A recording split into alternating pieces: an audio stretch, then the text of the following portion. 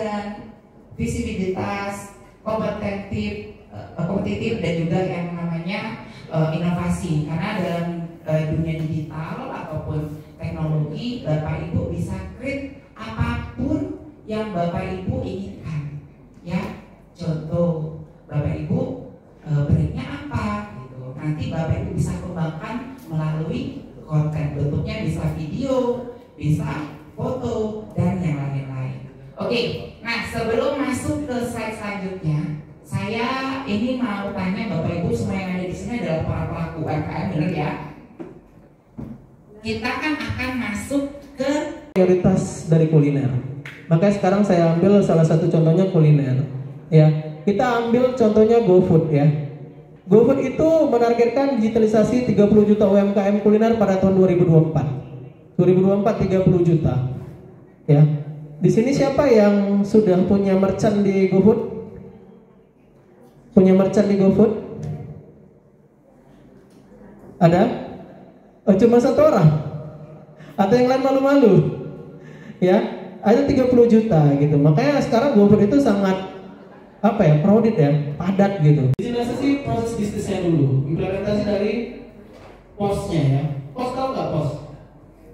Payment Online System, artinya kayak sistem pembayaran kita, kemudian apalagi sistem kas kita. Itu kalau bisa fokus ke online. Kenapa?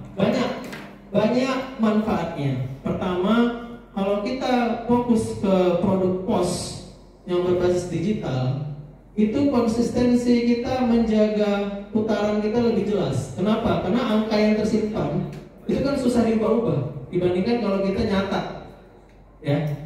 Siapa di sini yang sudah pakai kayak Mekari, kayak buku warung yang di aplikasi digital? Ada? Ada. Tolong angkat tangan dulu yang sudah. Oke, Bu Rini ternyata sudah. Gimana Bu Rini setelah pakai POS, aplikasi POS? Update produk ya, seberapa banyak bahan baku, pengenalan produk penjualan dan lain-lain, itu sangat terbantu sih.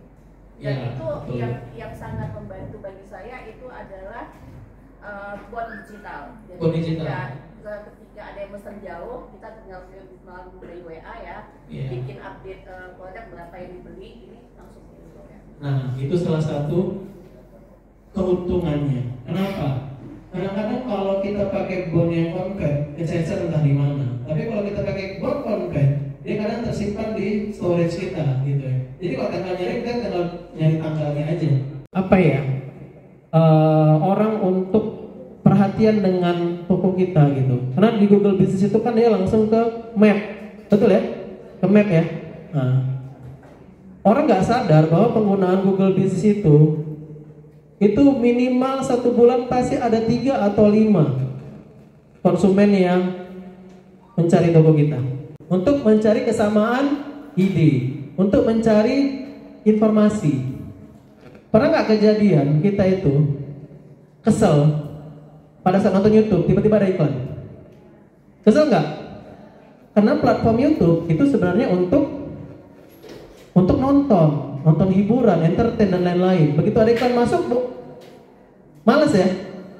Nah, begitu juga dengan sosial media yang lain, Instagram, Facebook, apalagi kita bilang selain Instagram dan Facebook, TikTok. Kalau kita punya konten isinya jualan terus, ya memuakkan juga gitu. Isinya cuman, pernah nggak kalau misalnya ada notifikasi masuk nih ke Instagram, tulisannya toko bunga biru misalnya, itu bakal kita fallback lagi atau tidak? Umumnya tidak. Ya, jadi hati-hati jualan di platform media, sosial media. Kenapa? Karena sosial media itu memang bukan untuk jualan, dia cuma untuk naikkan awareness brand aja, naikkan brand aja. Ya, nah, jadi hanya fokus ke edukasi, informasi dan lain-lain. Iklan online yang mau tidak mau setelah tahap yang konvensional yang kita gunakan, ya. Nah, tapi tetap juga harus belajar cara ngiklan yang baik. Jangan kita ngiklan asal-asal juga, ya. Nah, seperti itu Bapak. Next. e-commerce dan marketplace ya sudah tahu mungkin ya. Jadi 70% orang Indonesia itu suka belanja dan suka belanjanya di online. Dah, nggak usah tanya-tanya lagi. Nggak usah tanya-tanya lagi. 70% orang Indonesia suka belanja dan 70%-nya suka belanja di online. Sudah.